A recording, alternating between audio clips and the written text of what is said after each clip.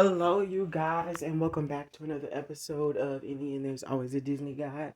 But before we get into today's episode, you guys already know what to do. I'm gonna give you some minutes to do so get it done.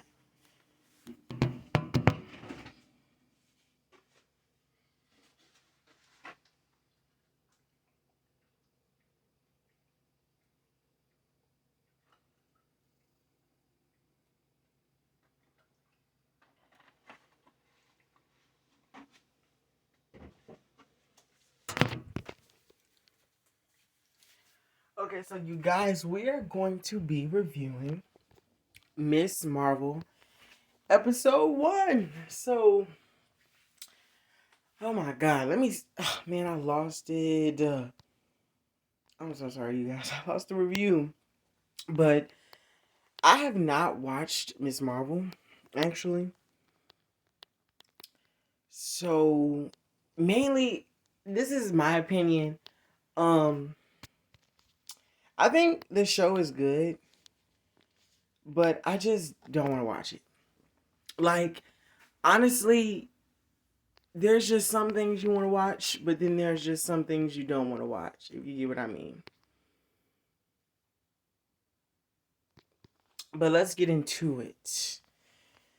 Coming of age stories and superhero powers are a winning combination with every iteration of Spider Man, demonstrating that high school is an idea backdrop for dealing with a unique form of growing powers. The MCU's Phase 4 TV roster expands further.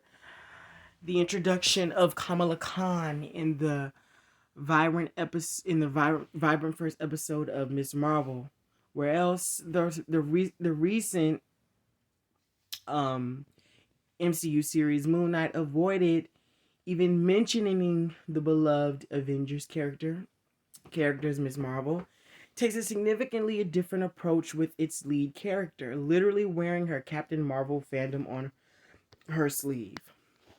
The premiere quickly establishes Kamala's internal conflicts, home life, and the fantasies that occupy her every waking thought.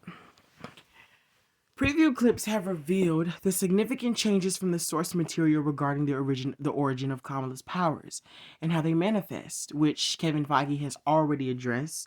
Ms. Marvel is another piece in the expanding MCU, but thankfully it also shines on its own. Questions of identity and belonging are repeat superhero themes. Still, showrunner Brisha K. Alley is not doing a paint by numbers origin story with a multiculturalism twist. Instead, the first episode keeps the heart of the comic book while exploring how this beloved character fits into the MCU. Living in Jersey City gives Kamala a view of Manhattan. With or without powers, high school is a fraught experience. Not only are there social situations to consider, but 16-year-old Kamala also has to start grappling with her future. College applications and career dreams are no longer a blip on the horizon, and fantasizing about Captain Marvel will not satisfy the demands of her parents, particularly her mother.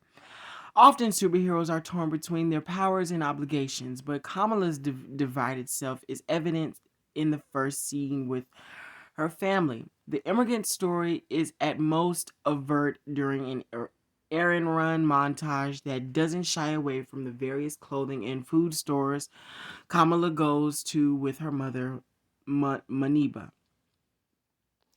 Kamala isn't drowning in friends, but it is heart-hardening to see that the popular student Zoe Zimmer avoids the mean girl trope. She isn't exactly Kamala's BFF either, as that spot is reserved for Bruno and Nakia. The latter doesn't appear too much in the first outing and isn't as developed as Bruno. And this is one area that requires attention in future episodes. Sure, Bruno is integral to the plot in the installment, and there won't they vibes, but Kamala's friendship with Nakia is also essential. Bruno works at the Circle Q convenience store as he does in the original comic. And there is a playful aspect to his presence within the Khan home. The MCU television slate continues to grow, and Miss Marvel is already making a strong case for Kamala Khan. As an exciting new addition, this coming of age story includes some familiar elements of a teenager struggling to figure out the path ahead. Still, the teenager's Muslim faith and her parents' expectations offer a new perspective.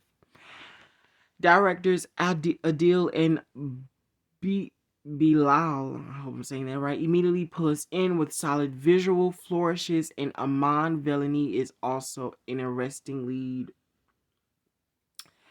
Avenger Con isn't entirely on the scale we would expect, but otherwise, the Disney Plus series gets off to a bold start. Its review for the premiere was an 8, which is great. Hope you enjoyed that review for Miss Marvel episode 1. You guys already know what to do. Subscribe. It ain't nothing new, ain't nothing's changed. Thank you for listening in, and yeah, bye guys.